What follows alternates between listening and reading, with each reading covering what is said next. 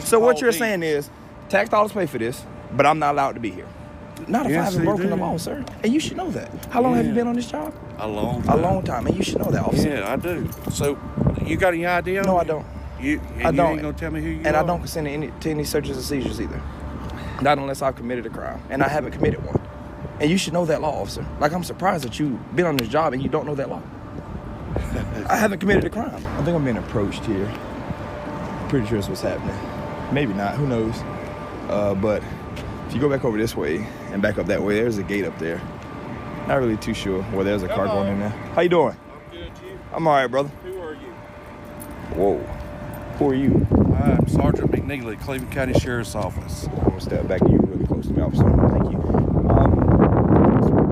I don't know who you are. You're looking in all of our vehicles. I am? Yeah. So we got a right to know who you are. And I have a right to tell you. I don't want to tell you. This isn't just a story about confrontation. It's a masterclass in knowing your rights and exercising them under the United States Constitution, following this brilliant auditor. Stick around, because by the end of this video, you'll understand exactly how to handle situations like this, and why the First Amendment is your ultimate shield in public spaces. Unless I've been legally convicted of a crime. But you got some ID on you? Why would you need ID? Because I want to see who you are. That's not how the law works, sir. It does. No, and this is not a stop and ID state. Can you tell me what crime I've committed? What crime? Yes. You're looking in our patrol cars. Is that breaking the law, or is that just you don't like it? Let's break it down. The camera is already rolling when the first uniform appears. Not one officer, several. They move with the familiar weight of authority, badges visible, postures squared, voices carrying the tone of men who expect compliance. And standing alone against that weight is a single man. No backup, no badge. Just a camera and something far more dangerous to those approaching him. Knowledge. He's standing on county property, a sheriff's office, patrol cars parked in rows behind him. It's the kind of place most people pass without a second thought. But he stopped. He looked. And now he's filming. And that, apparently, is a problem. The first officer doesn't wait. He moves in close. Too close. And the question comes fast. Who are you? It's not a greeting, it's a demand. The kind of question designed to establish dominance before the conversation even begins. But the man doesn't flinch. He steps back. Not from fear, from awareness.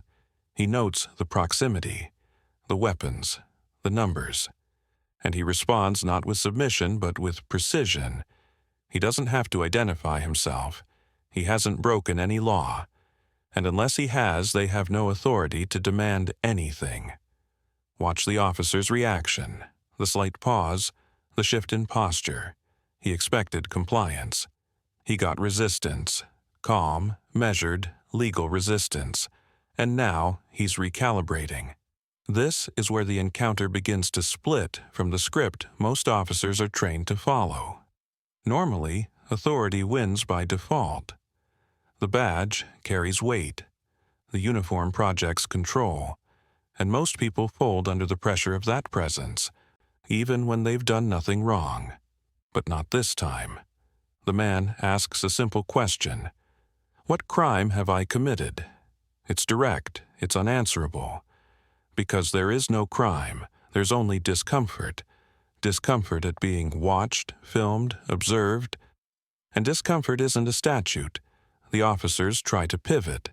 They mention the property, the vehicles, the fact that he was looking into patrol cars. But looking isn't illegal, filming isn't trespassing, and standing on ground paid for by public taxes isn't a crime. It's a right. He says it plainly. Tax dollars pay for this. And that single sentence reframes the entire encounter. Because now it's not about permission, it's about ownership. The property doesn't belong to the officers. It belongs to everyone, including the man with the camera. The officers don't have a response. They try to redirect. They ask for ID again. They suggest he should identify himself to law enforcement. But he knows what they know, or should know. This isn't a stop and identify state. And even if it were, reasonable suspicion is required. there is none. He asks how long the lead officer has been on the job. The answer comes quickly. A long time. And that's the moment the tension crystallizes. Because if it's been a long time, then the officer knows the law. He knows there's no crime. He knows the demand for ID has no legal foundation. And yet he's still asking. That's not ignorance, that's pressure. The man sees it clearly, he names it.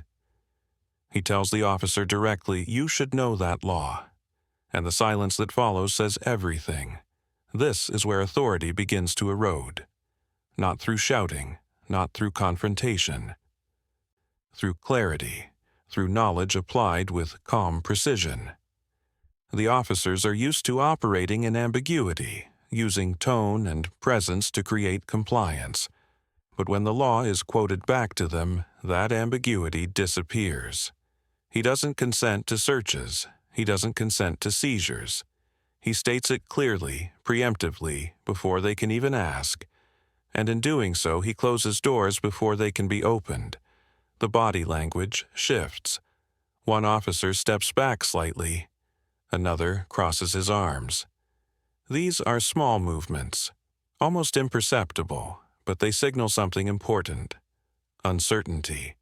The confidence that arrived with the uniforms is starting to thin. And still, the man holds his ground. He doesn't raise his voice. He doesn't insult. He simply refuses to bend. And that refusal creates a kind of pressure that most officers aren't trained to handle. Because they're used to being the ones applying pressure, not receiving it. The camera sees everything, every glance, every pause, every moment where authority wavers and composure holds. The officers haven't left. They're circling now, not physically, but rhetorically. New questions, new framings, each one designed to find a crack in the man's composure, a gap in his knowledge, a moment where authority can reassert itself. But no crack appears. One officer suggests the property is private. County property, he says, not public. The implication is clear. You don't belong here. But the man doesn't accept the premise. He asks the obvious question, do tax dollars pay for this? The answer, reluctantly given, is yes. And that single admission collapses the entire argument. If taxpayers fund it, it belongs to them, not exclusively, not without limit, but enough to stand on, enough to film from, enough to exist in without being treated like a trespasser. The officers pivot again. They try a different angle. Personal, not legal. They ask where he works. They ask if he has warrants. They suggest that if he has nothing to hide, he should just tell them who he is. It's a common tactic. Imply guilt through silence. Make refusal look suspicious. But the man sees through it. He responds simply, "It's my right to withhold my information." Not because he has something to hide, because the law says he can, and the law doesn't require justification. It requires only awareness and the willingness to invoke it. The lead officer's tone sharpens. He mentions the power of arrest. It's not a direct threat, but it's close. The implication hangs in the air. We can make this worse if we want to. But the man doesn't back down. He asks directly, "Are you threatening me with arrest for not giving you my name?" The officer hesitates. He says no, not necessarily, and that hesitation is everything, because the threat only works if it's believable. And the moment the officer admits there's no legal basis for arrest, the threat dissolves. What's left is just pressure, empty, unsupported, and increasingly visible on camera. The man points out the absurdity. He asks for the officers' names. He notes that their information is public, badges visible, roles known, while his is protected. The asymmetry is intentional. It's designed to remind them that transparency cuts both ways. One officer gives his name, another refuses. The inconsistency is telling. They expect openness from him but practice opacity themselves. And when that double standard is named aloud, the silence that follows carries weight. He asks again, "What crime have I committed?" The question echoes, it's been asked before, it will be asked again. And each time the answer is the same. Nothing. There is no crime. There is only presence. And presence on public ground is not a violation. The officers try one more time. They suggest he should cooperate, not because the law requires it, but because it would be easier, smoother, less confrontational. But the man rejects the framing. He's not here to make things easy. He's here to exercise a right, and rights aren't negotiable. There's a moment, brief, almost hidden, where one officer glances at another. A silent check. A question without words. What now? The answer isn't spoken, but the body language says enough. They're running out of options. The man notices. He asks who's in charge, who has higher rank. He's not asking out of curiosity. He's establishing hierarchy. Because in confrontations like this, knowing who holds final authority matters. It determines who can escalate and who can end it. The answer comes reluctantly. There's a supervisor, but the supervisor isn't present, and the officers on scene are stuck, unable to justify detention, unwilling to admit defeat, and increasingly aware that the camera is capturing every moment. The man remains still. His voice stays level, and slowly the encounter begins to tilt. The question comes simply. No theatrics, no raised voice. Just 4 words that cut through everything else. Am I being detained? The officer pauses. The weight of the encounter sits on that pause. Every demand for ID, every suggestion of wrongdoing, every attempt to pressure, redirect, or intimidate, all of it compressed into a single moment of decision. And the answer comes, no. That's it. 1 word. And with it, the encounter ends. The man doesn't linger. He doesn't gloat. He simply thanks them and walks away.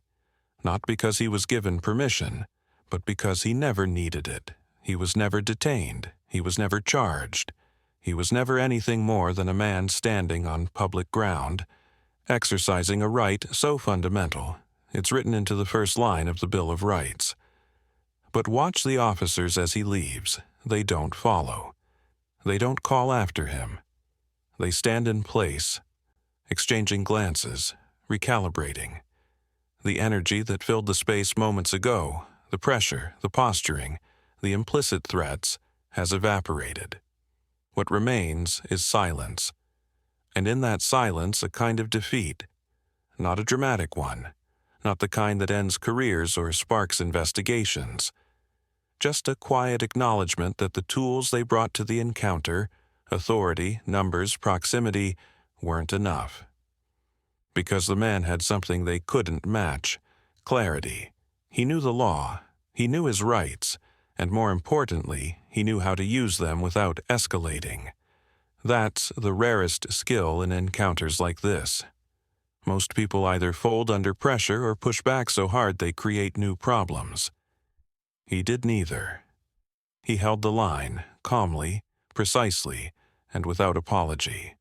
The officers tried everything. They questioned his presence. They questioned his motives. They questioned whether looking at a patrol car was somehow illegal. They invoked property rules. They invoked the power of arrest. They even tried to make silence look suspicious. None of it worked, because none of it had legal weight. And when you strip away the uniform and the badge and the posture, all that's left is the law itself. And the law was on his side. He walks away from the frame, camera still rolling. Behind him, the officers begin to disperse. One heads toward a vehicle. Another lingers, watching. The encounter is over, but something remains. A residue of discomfort that comes from being outmaneuvered on your own ground. The man calls it a walk of shame. His words, not ours. but the description fits. The officers came in expecting compliance. They left having achieved nothing. No ID, no citation, no arrest, just footage. And that footage now exists in public, available for anyone to see. That's the real shift this encounter represents. It's not about one man winning one argument. It's about visibility. It's about what happens when cameras roll and knowledge is applied in real time. It's about the slow, steady erosion of unchecked authority, not through protest or violence, but through documentation. Every question he asked is now on record. Every non-answer the officers gave is preserved. Every pause, every glance, every moment of hesitation, all of it captured. And in a system that often relies on ambiguity, that kind of clarity is dangerous. Not to safety, not to order, but to the quiet assumption that authority doesn't need justification, that it can operate without scrutiny, that the badge is enough. The man knew better, and now, so does everyone watching. He didn't change the law, he didn't file a lawsuit, he didn't even raise his voice, but he did something that matters. He stood still, he asked questions, and he refused to move until the answers made sense. That's not rebellion, that's citizenship. And in an era where confrontation often spirals, it's a reminder that sometimes the most powerful thing you can do is simply know where you stand and refuse to be moved from it. The camera turns. The lot fades into the background. And the man walks forward, alone, unhurt, and free,